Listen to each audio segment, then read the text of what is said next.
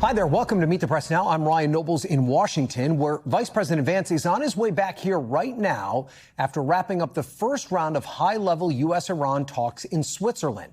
The vice president, as well as mediators Qatar and Pakistan, projecting optimism after those talks, saying all sides agreed to a roadmap to reaching a final deal in 60 days, but that there's much more work to be done. The way that I think about it is very simple. We laid a very good foundation for a successful final deal. The final deal is the house. We set the foundation. We haven't built the house, but we've laid a successful foundation to get to a good place for the American people. I think it's important for all of us to appreciate how much was done, but honestly, there is still a lot to do as we continue to make progress on the nuclear talks, on the economic talks, as we continue to demine the straits and ensure that that flow of traffic continues to pick back up. A lot of progress, but still some work to do, and we're very committed to doing exactly that. The U.S. and Iran have agreed to a new line of communication to ensure that the Strait of Hormuz remains open and to deconflict over issues involving the fighting in Lebanon. The Trump administration also announcing today that the U.S. was temporarily lifting oil sanctions against Tehran. On the thorny issue of Iran's nuclear program, the vice president says that Tehran has agreed to invite UN inspectors back to its nuclear sites, but Iran has yet to publicly confirm that. You've said before that you've been cautious on these negotiations, that you believe that people are not always acting in good faith. Have things changed over the past 36 hours during your meeting with Iran and the other mediaries? No, all I mean is, look, whether good faith or bad faith, you can't trust anybody's words. You have to trust what they actually do. Letting in the inspectors is a big deal, but again, we're going to see what they actually let the inspectors do once they're in the country. That's going to continually be a part of our negotiation. So my point is not that I trust or distrust anybody. My point is that I trust actions. And what the president has asked us to do is verify what they're doing, focus less on what they're saying. There was clearly tension in the room and moments that threatened to derail the talks, including when Iran announced Saturday that it was closing the Strait of Hormuz, accusing the U.S. of violating the ceasefire and failing to rein in Israel's attacks on Hezbollah in London. President Trump responding, posting on social media, quote, Iran must immediately stop their highly paid proxies in Lebanon from causing trouble.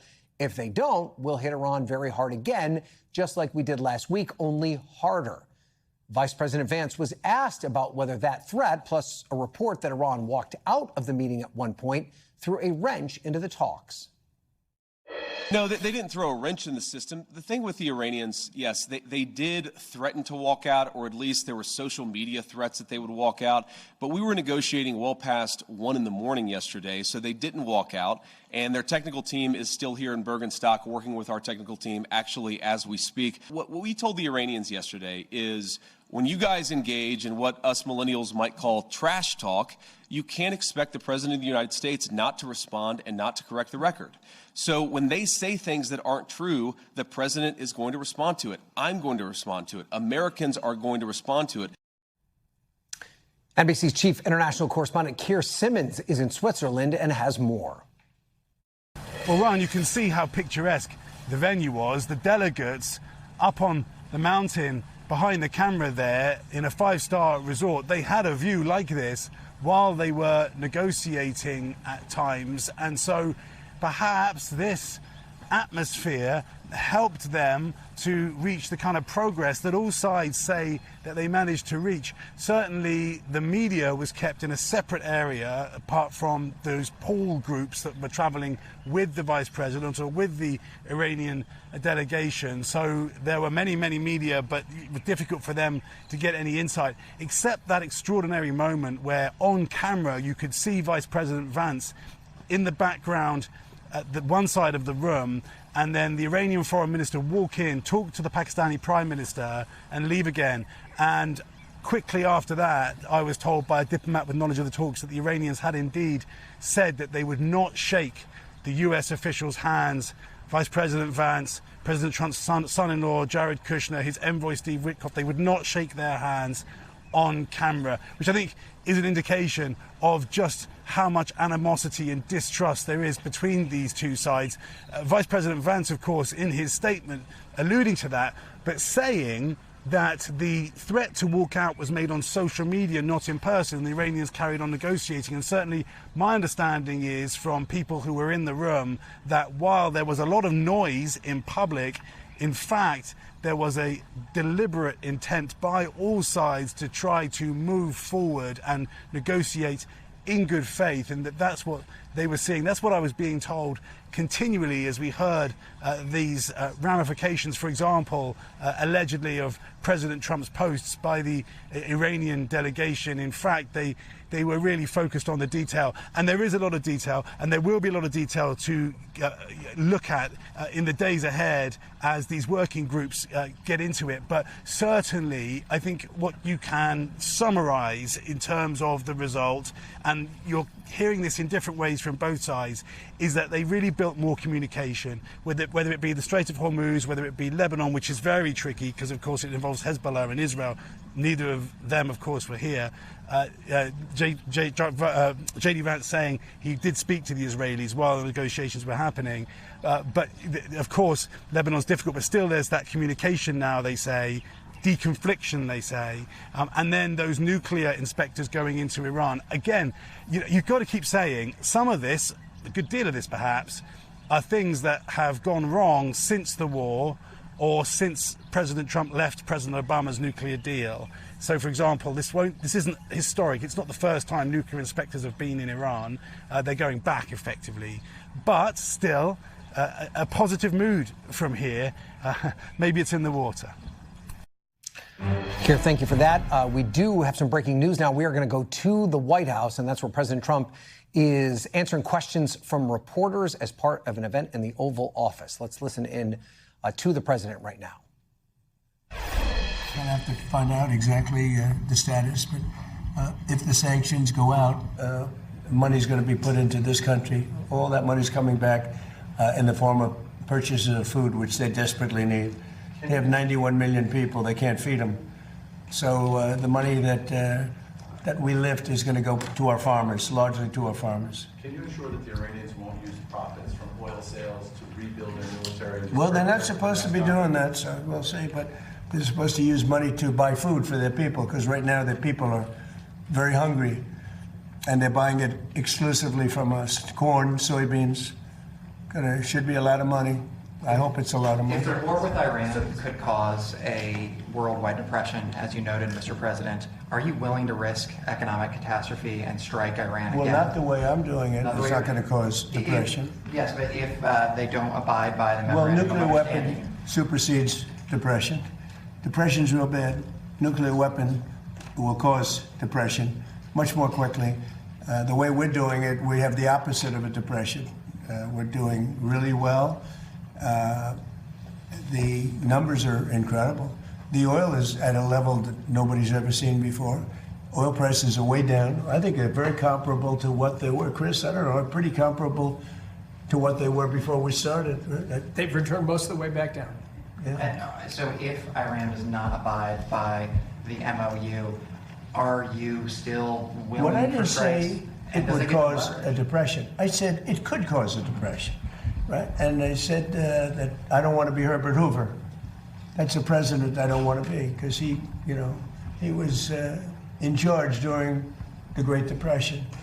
And certainly a lot of bad things could happen. That would be one of the things. I don't think it would, but if it did. But no, if Iran doesn't live up to their agreement, or if they're not behaving, I will do what I have to do. Does that give them leverage over you, Mr. President? Say it? Does that give them leverage, the Iranians leverage over you? Oh, you're so leverage. Their Navy is gone. Their Air Force is gone. Their leaders are all dead. Their whole country's a mess. Their economy is shot. The Times, the fake New York Times said, oh, it's about the same as it was 4 months ago. No, 4 months ago they had a Navy, 159 ships to be exact. It's gone. The whole Navy's gone. Their 250 airplanes, all gone. Their anti-aircraft is gone. Their radar is gone. These guys love radar. Their radar is gone. Everything's gone. Their leaders are gone. Their whole country is gone. And the Times said, oh, they're about the same as they were 4 months ago. the reason the news is doing so badly, or let's put it another way, the reason that I won in a landslide, even though I got 92% negative press, all fake press, is because nobody believes the press anymore. And they have to start believing. You know, when the Times and a couple of others, they're grasping for straws. When they say that Iran is about the same as it was 4 months. 4 months ago, they had a powerful Navy, they had a powerful Air Force. You know, most of their missiles are gone. Most of their launching pads are gone. Most of their manufacturing capacity for drones and missiles is gone. About 87% gone. And then I hear, oh, they're in such great shape. No, they're gone. And their first level of leaders, gone. Their second level of leaders, gone. Their third level of leaders, you have to hear the conversations. Who wants to be president? Well, I don't want it. Nobody wants to be president. And then we have to read that they're doing well. They're doing so badly. In the meantime, we're setting records. We have the strongest economy we've ever had. We have $18 to $19 trillion being poured into our country. We're building factories all over the place. We have more people working today than at any time in the history of our country at higher salaries. So when you ask a question like that, it's so stupid. Mr. President, Here's another beauty. What's this one? well, Here's a real beauty. earlier Go today, ahead. the Israeli Prime Minister Benjamin Netanyahu said his forces are not leaving Lebanon. That is a sticking point. Who did he tell that to you?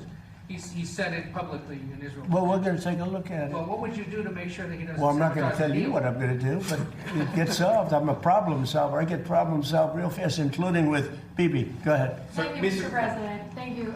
What's the latest you've heard from the Vice President? Are you happy with his negotiations? Yeah. And can you share a little bit about what Secretary Rubio will be doing in the Middle East this week?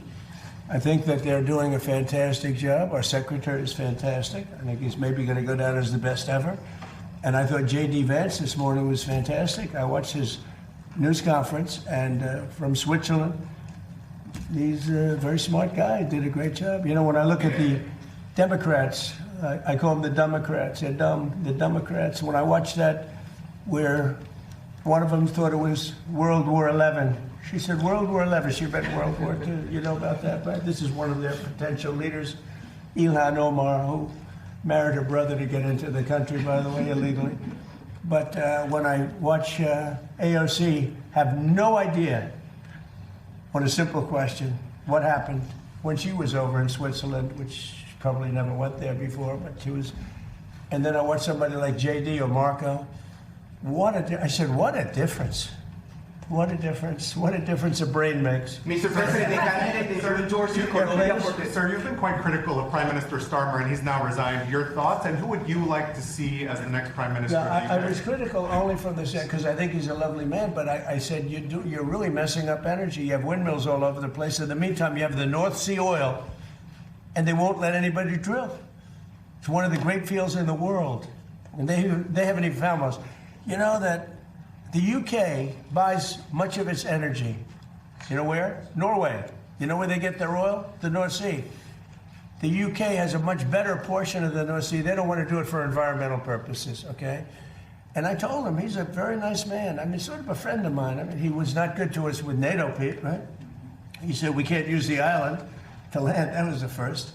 For a couple of weeks, he said, well, but ultimately I gave it to you. Now, that was a bad move. That hurt him badly. But I mean, I wish him well, but he's got two problems, energy and immigration and crime. But energy and immigration. Mr. President, And he's, you know, he's really hurt himself very, very badly. Please go. Mr. President, can you tell us about your meeting with the defense contractors on Wednesday and what you plan to tell them? The meeting coming up, because I've met with them before. We're building plants all over the country. They are not allowed to take any more stock buybacks. Do you do stock buybacks by any chance? Not too much, right? No, because he wants to invest in product. It's just an artificial way of raising a price if you're running a bad company. So they spent $51 billion on on stock buybacks instead of spending them on plants. Now they're spending, they can't do that anymore. Now they're spending a lot of money. We're building many plants throughout the country. They're dealing with General Motors. They're dealing with Ford. But I know General Motors is all excited about building weapons now. They have some plants which they're going to switch over, and we're going to build weapons, including the Patriot, including the Tomahawk, and lots of other things.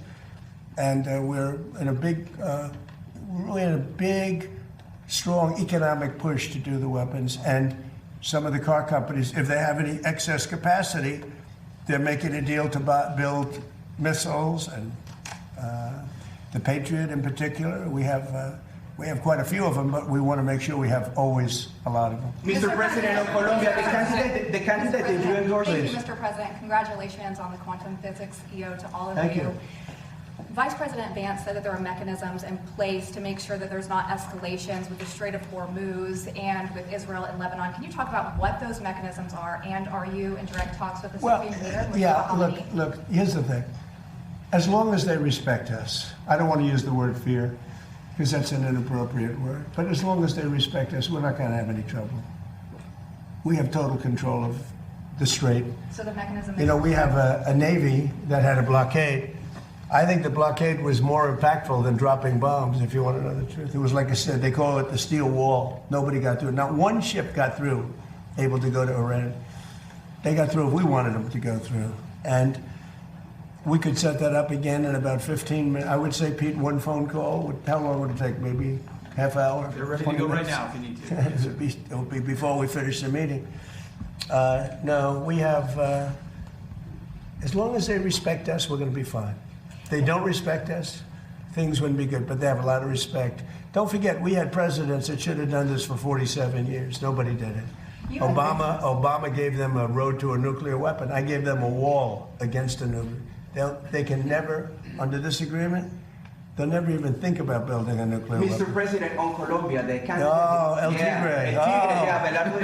We know that you had a phone... I endorsed him. He was in 10th place. I endorsed him, and he won the election. Yeah, and we know that you had a no different than this country.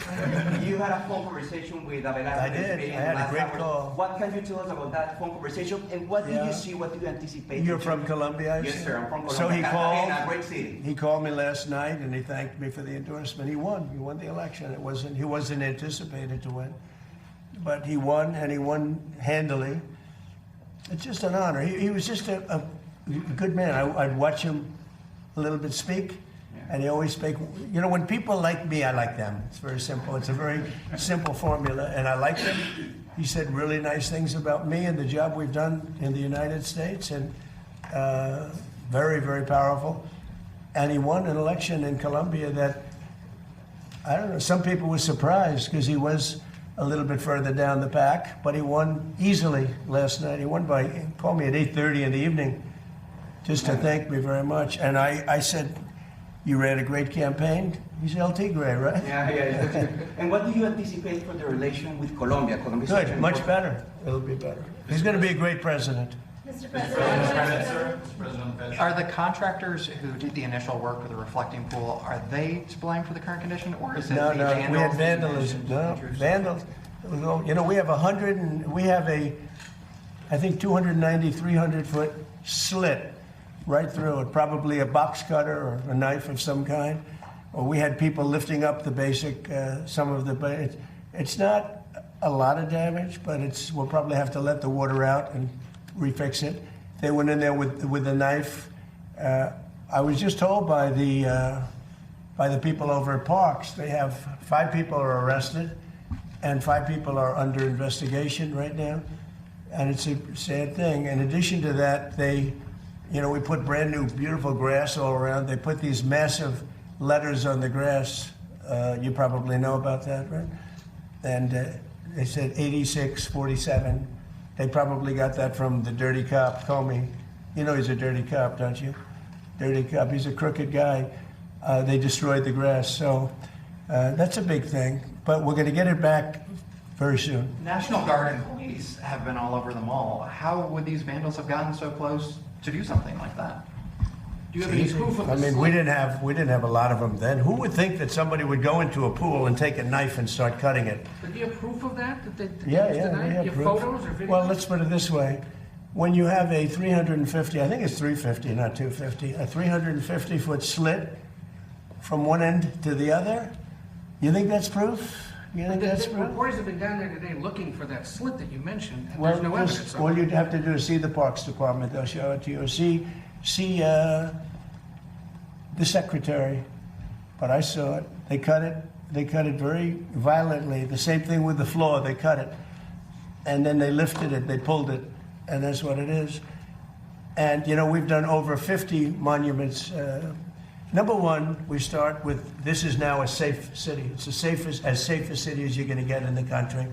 And when I came here, it was a very dangerous city. And number two, what we did is the beautification with the parks and the grass and everything, removal of all the tents. And this is like a different place. One of the things we did is over 50 fountains and statues, most of which were in horrible shape. All of them were bad, but some were just absolutely horrible. Graffiti, you couldn't even see the stone. They've all been fixed. We also fixed the reflecting pool. In fact, if you go over there right now, it looks very good. It's up. They put, somebody said fertilizer in the water. If you put fertilizer in the water, you get algae. But somebody said they might have put fertilizer. They did something to create the algae, but that doesn't matter because that's been purified. It's dead. Laying at the bottom, they're taking it out. They vacuum it out. They vacuum it very carefully out. And it'll be back to health pretty soon. We're going to have to let the water out to fix the one little, there's two little areas, very little areas where they were cut. And we'll fix that, but it's not leaking or anything. It's got a base underneath. Part of what's curious about this situation is we stood here with you in April when you first revealed the plans. I said what? In April, you showed us pictures of what you were going to do at the pool, and you said you had a guy who was going to do it in a week for about $1 million. Well, it's been 2 months for $16.5 million. Yeah, okay, ready? Barack Hussein Obama, have you ever heard of him? Yeah. He spent 2 years and over $100 million on trying to fix it. You know what happened to it? Never even opened. Right. He took the water from the river. You know about that, right? It turned out to be putrid, and it destroyed the whole thing. Spent over $100 million. Him and Biden together spent $147 million. You know what happened? Never opened. You don't mention that, right? But we spent about 10. Much of the money we spent are park workers. They're there whether they do this or not, as you know. They work in the park, and they're very good workers. They did a great job. So they were going to spend $300 to $400 million. You know that, and it was going to take 4 years. I spent about 6-7 weeks, and I spent probably in terms of outside, probably $10 million, around 10 million. They say 16, but a lot of that's workers that work for the same thing. So they were going to spend $400 million. I spent 10. They were going to spend 4 years. I spent 2 months, maybe less.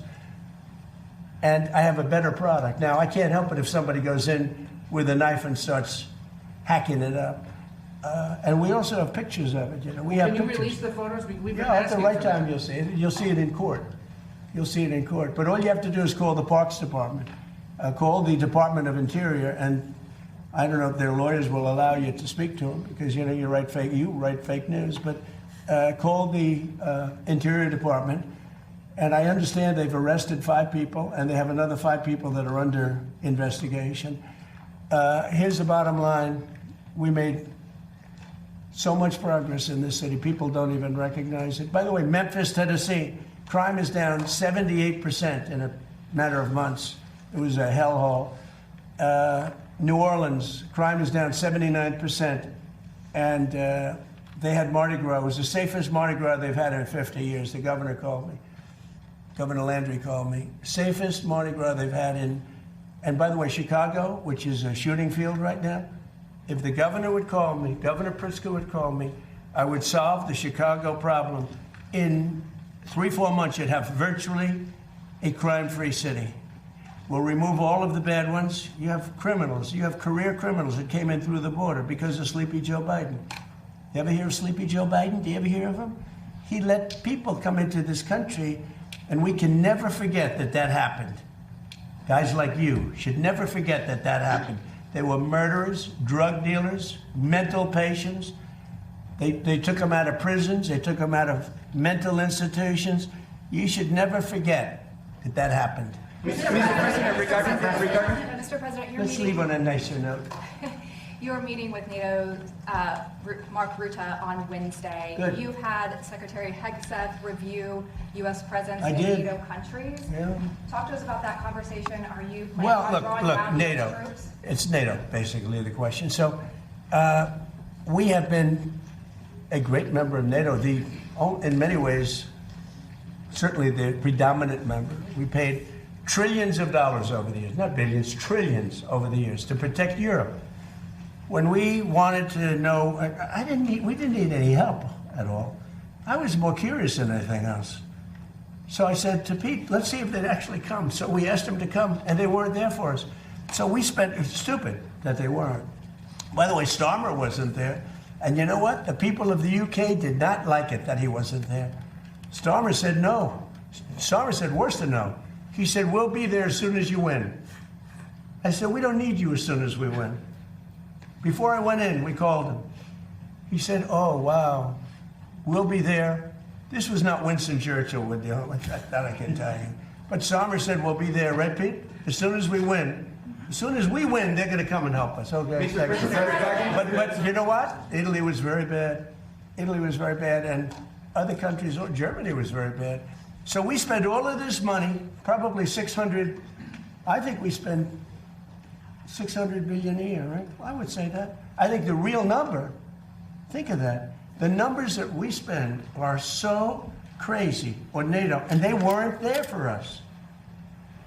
So I say to Pete, and I say to everybody else, if we're spending all of this money, just hundreds of millions of dollars to protect them from Russia, mostly.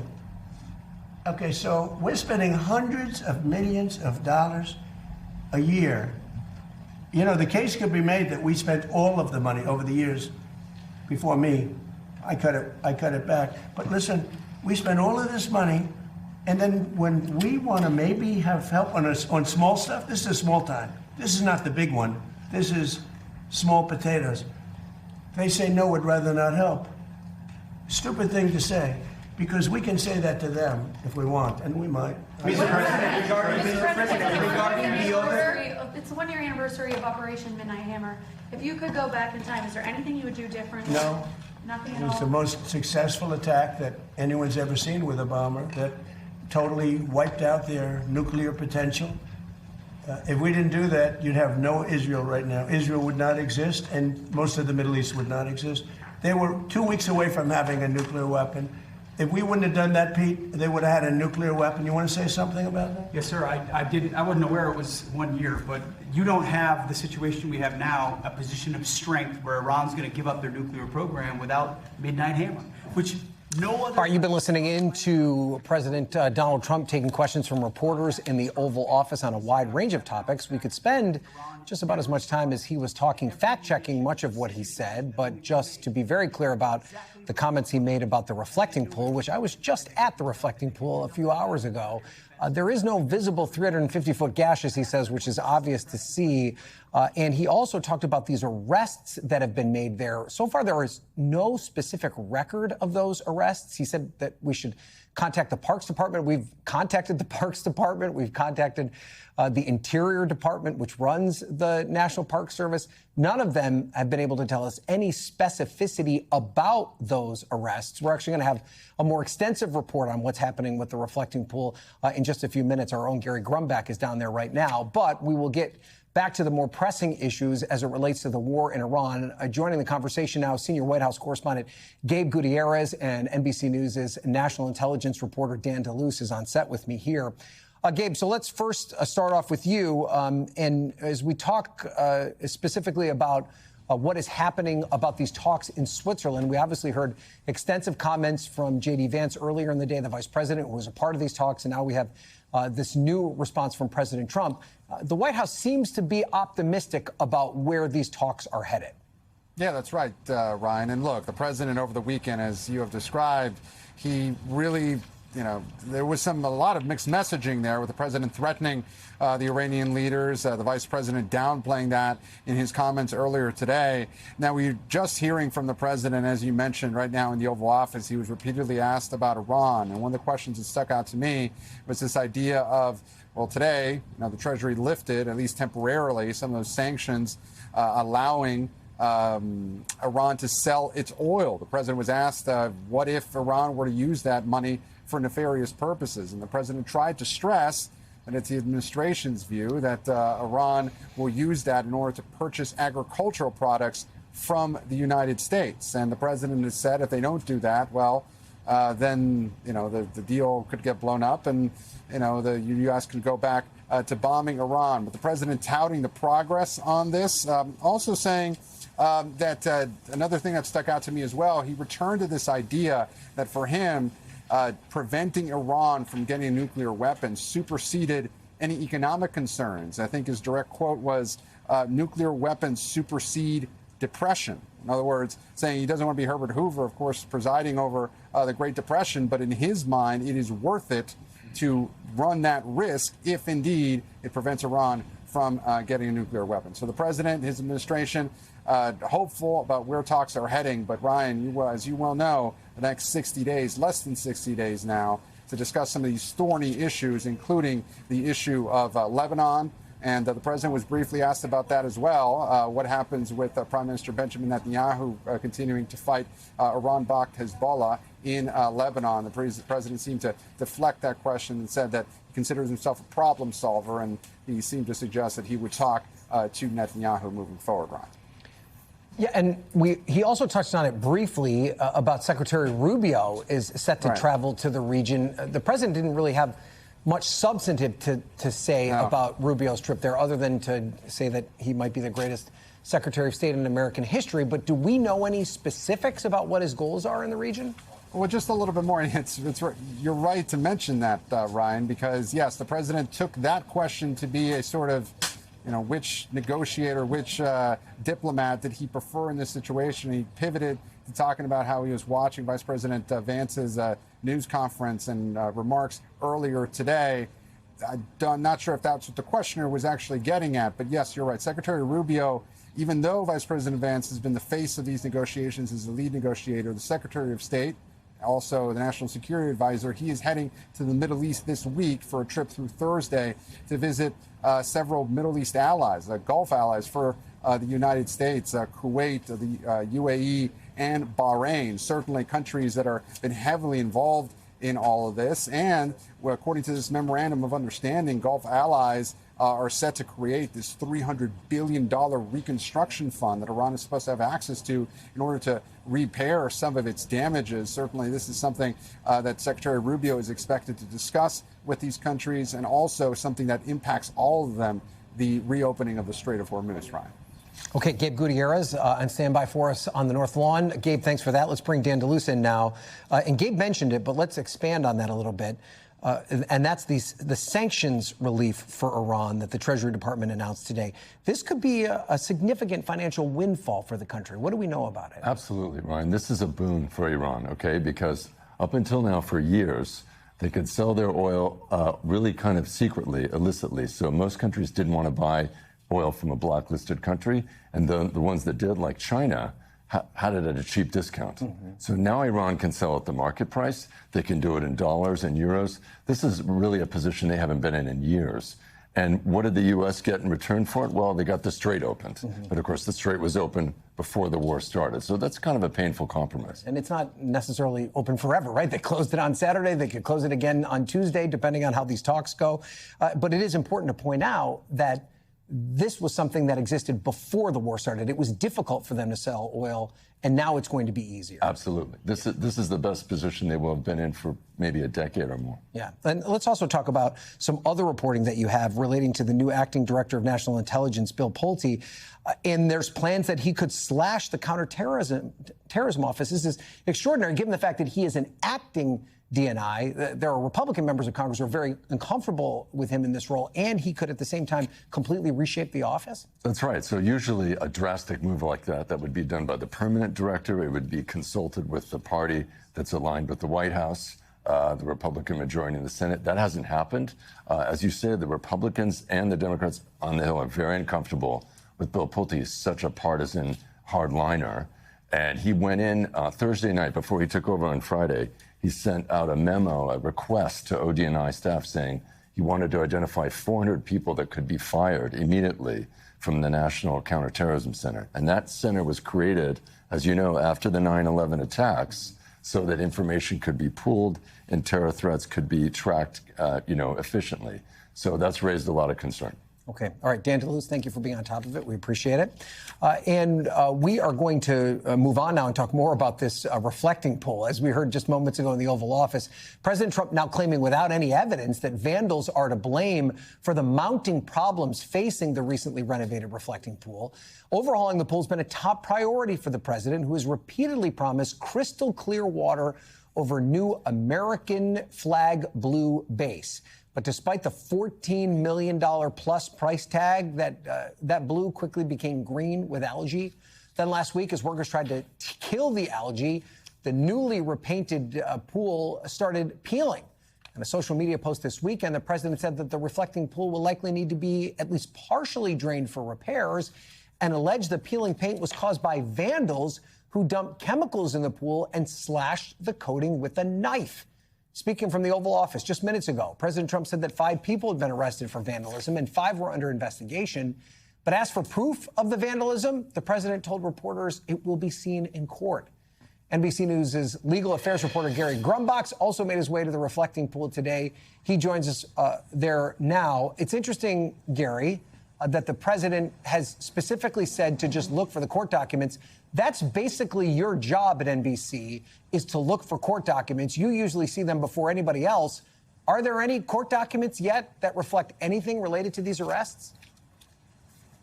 There are no court documents in Superior Court here in D.C. There's no court documents in federal court. He says call the Parks Department for photos. We've done that. We've done it all day. If you're watching from the Park Police, give me a call. I'd love to chat and find out what exactly the president is talking about here. Because he says there are 5 people under arrest, 5 people under investigation, and the White House says there have been 14 police reports filed about vandalism to this, the reflecting pool, which, by the way, since Friday has gotten a lot less green. And that's because of what you're seeing over here. See those white bubbles over here? That is called advanced nanobubble technology. And that is being put in place by Green Water Solutions, a company that got a no-bid contract for more than $1 million. The owner of the company is a big Trump donor in recent years. And there's actually a lot of security here on National Mall, too, to ensure that there aren't any more vandalism, if there was vandalism in the first place. I want to show you this. This is a portable camera. These are lining up and down the National Mall. We have seen members of the National Guard out here. You can see them right over here, Charles, down here.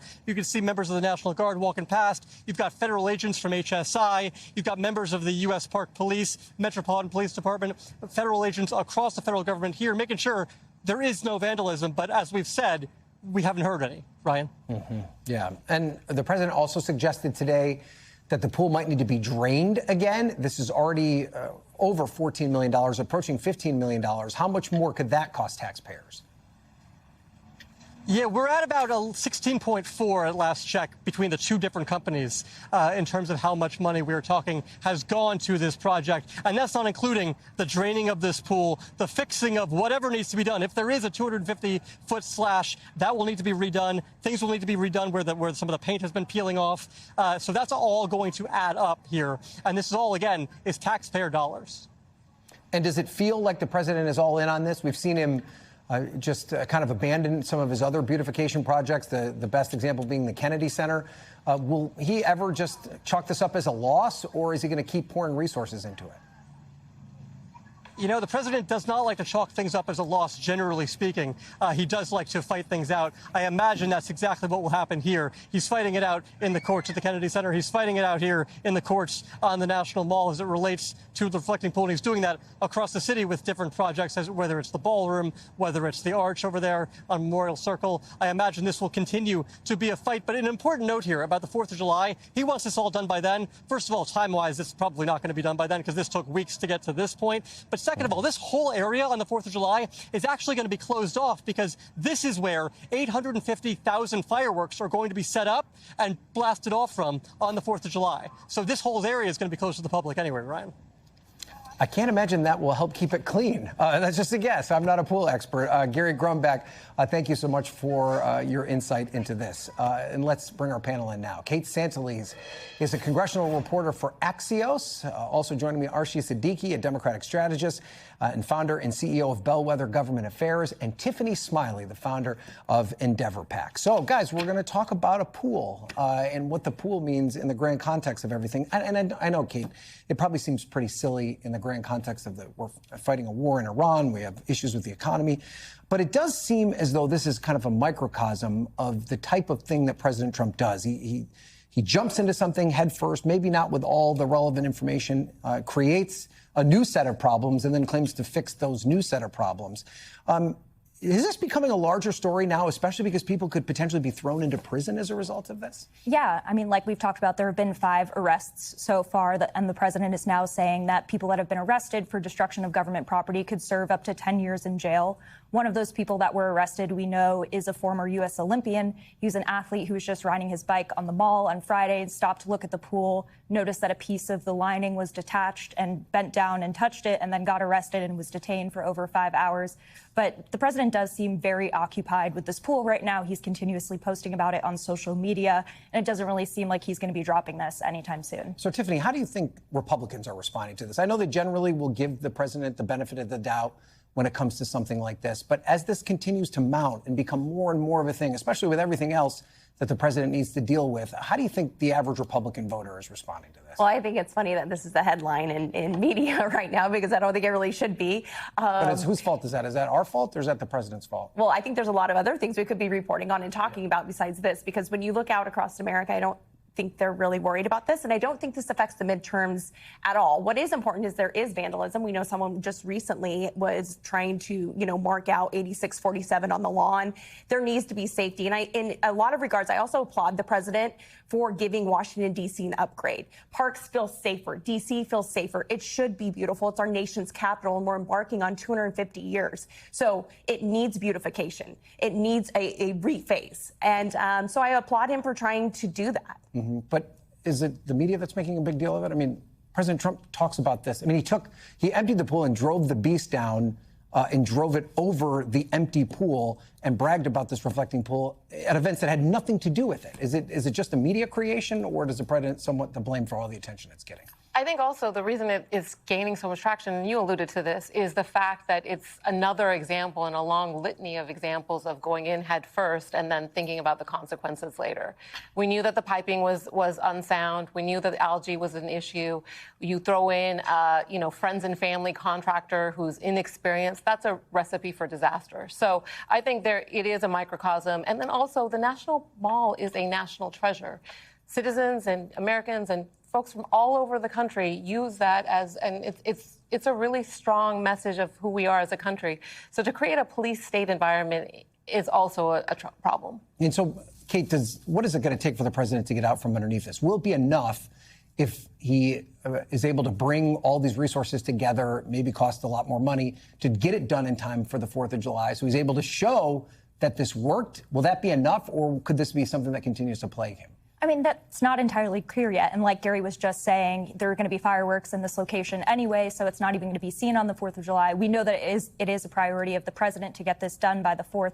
But I think the larger message of this is that Republicans overall heading into the midterms, whether or not this affects it, Republicans want to be focusing on something else right now. And the president spending so much time and attention speaking about this is not necessarily helping their case when they want to be talking about other things like affordability. And it's a good point, Tiffany. And I, to your point, I agree with you that perhaps this isn't something that the average voter is thinking about. But Kevin Cramer is, I think, a pretty reasonable senator from North Dakota, talks about this a lot. He says he wonders why President Trump is spending so much time on these beautification efforts when the things that people back home are worried about are the price of gas, how much eggs cost. Would it help midterm Republicans if the president made that his sole focus as opposed to these beautification Well, he's the president that can walk and chew gum, which is very different than what we had over the past 4 years. So he can kind of do it all. He is dealing with Iran. He is working on bringing down gas prices and making our country more affordable. He has secured the border and made it one of the most secure borders, certainly in my lifetime, or that our country has ever seen. He's making our cities safer. So there are really good things happening. It's just that he can do a lot of things. He's a developer. He's a very unconventional president. president that we are not used to. And so the press, I think, often doesn't know how to handle him or how to deal with him. He'll answer any question. He'll talk about any of this at any point. So, the Republicans are in a unique position where I think they need to go out and start making their cases to the American people about affordability. They need to come up with a health care plan that shows Americans that it's affordable and it's effective and it works and their future will be healthier and happier. That's the opportunity that Republicans have ahead of them and the case that they need to make heading into the general election. All right, Archie, let's turn now and talk about some of the key Senate races we're going to be watching in November. Obviously, a lot of attention is on Maine. Political reporting now that Planned Parenthood is endorsing Graham Plattner. This despite the fact that he's faced controversy over past comments about sexual assault in the military and allegations of physically aggressive behavior in past relationships. He does deny that.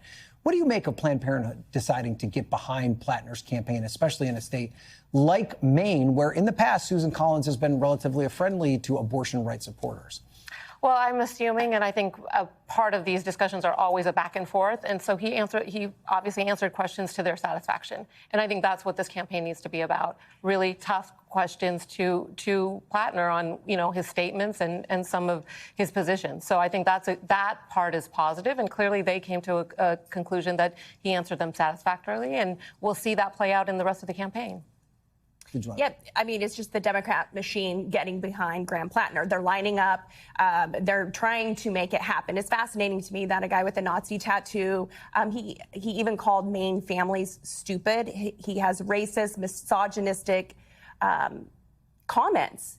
And it's fascinating to see what the Democrats will excuse or rationalize to try to win a Senate seat. Even on Fox News Sunday, Congressman Ro Khanna was rationalizing his awful comments. And it's interesting. It will be interesting to see how this plays out against Susan Collins, who is principled and tried and has delivered for Maine repeatedly.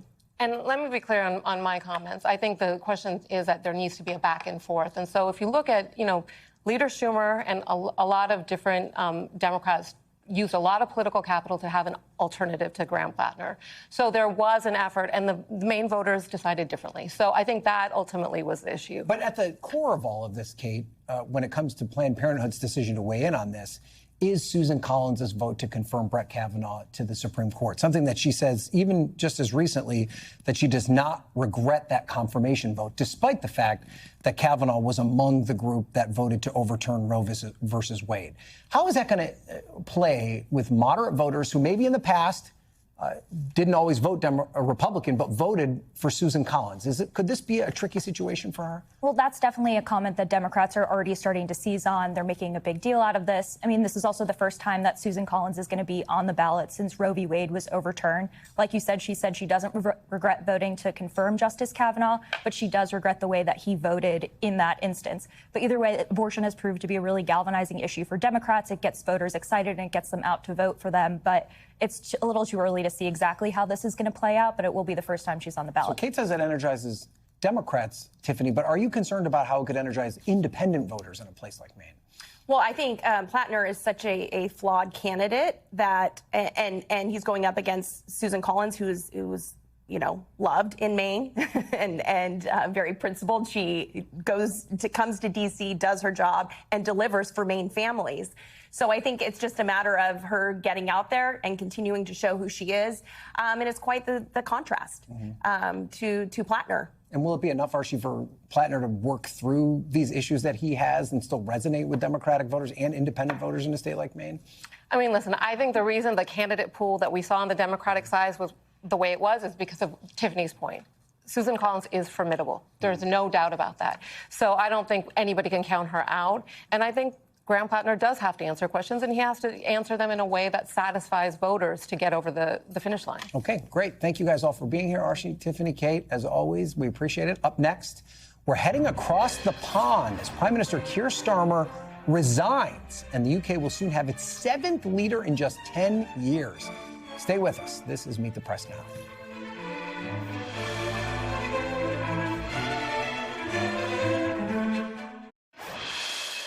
The question my party is asking now is whether I am best placed to lead us into the next general election. I have heard the answer of my parliamentary party to that question. and I accept that answer with good grace. Every decision I've taken has been about putting the country I love first. That is why I will resign as leader of the Labour Party. Welcome back. That was British Prime Minister Keir Starmer announcing his resignation earlier today, bowing to pressure from within his own party for him to step down. Starmer led the Labour Party to a resounding election victory just 2 years ago, promising to be a more steady force for the UK after years of Conservative Party turmoil. His resignation means that Britain will soon have its 7th Prime Minister in a decade. Starmer's tenure will be the shortest term for a British Prime Minister this century. Joining me now is NBC News correspondent Danielle Hamanjan. She is in London. So this is quite the stunner, Danielle. I mean, we've seen it coming, but Starmer had really been under pressure for months. Why is he deciding now is the time to resign? Yeah, good evening from a rainy central London, Ryan. It was, according to many, a dignified speech, but one that should have come much earlier. It was quite a day in UK politics, another seismic day. You know, we have seen so many prime ministerial resignations. It sort of feels now that it's like tradition, but, you know, it might make for a funny headline, but really it begs the question, and many people have asked, why is the UK so ungovernable? But you're right, he won an election, a landslide victory back in 2024, won the majority of the seats in Westminster behind me, but did not win a big share of the popular vote. He only won by 33%. So that was the starting point. He had promised changes, growth when it comes to the cost of living, public services. Many believe that he broke those promises. Quite frankly, he was not a good communicator, and many will say that he was dull. Those inside will say that he was quite indecisive as well. There have been a series of policy U-turns, and a scandal, Peter Mandelson. I mean, that really tarnished his reputation. Appointing Peter Mandelson as UK ambassador to the US, knowing he had links to Jeffrey Epstein. Of course, we later found out the extent of that relationship. That really tarnished his reputation. When it comes to foreign policy, I would say don't underestimate the support he lost because of his stance on Gaza. Many Labour members say he was not strong enough. And so all that culminating in these local elections we saw in the month of May, that was sort of seen as a litmus test for Keir Starmer, the pulse of the nation, if you will, and hundreds of Labour councillors lost their job. It was a blow to the Labour Party, and it was sort of the official countdown began then, I think, to the announcement that we heard this morning by Keir Starmer. All right, well, I guess the next question is who's next? And the name emerging is the former mayor of Manchester, Andy Burnham. He appears to be the top contender to replace Starmer. Do you expect there to be a full leadership contest, or does it seem likely that Burnham could be the only candidate? I mean, they're calling it a possible coronation here, but we'll have to wait officially until July 9th. Those who want a shot at the job will need the support of 81 MPs. Right now, we only know for a fact that Andy Burnham is in the race. Who is he? In a nutshell, well, yes, he is the former mayor of Manchester, but he's not new to politics and he's not new to this building. He was sworn in again today, but he has served previously under other Labour prime ministers as culture minister, as health minister in the Treasury. So he's got experience. He is the political animal, perhaps, that Keir Starmer was not. You know, of course, there is the North and South divide here in this country. The North believing that it's been neglected and abandoned by the establishment, the elites here in Westminster. And he has, you know, earned the nickname, if you will, the King of the North for standing up to Westminster. And many believe that he is now has the momentum and he's really, you know, energized the party. And they believe that not only could he run Manchester, but he can also run this country, yes. Ryan.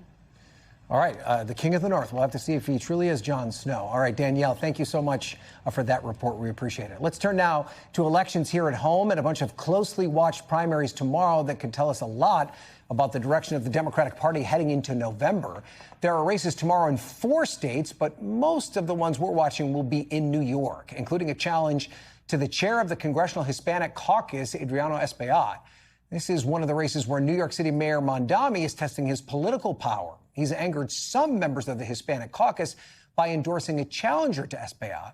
We're also watching that crowded primary to replace the retiring Congressman Jerry Nadler, which includes two state assembly members, as well as Jack Schlossberg, who is President John F. Kennedy's grandson, and George Conway, of course, the ex-husband of a former Trump advisor. NBC News correspondent Julie Sirkin joins me now from New York City. So, Julie, for folks who don't live in and around the city, which if you do live in and around the city, you have been just hammered by political ads. But what are some of the races to watch closely tomorrow?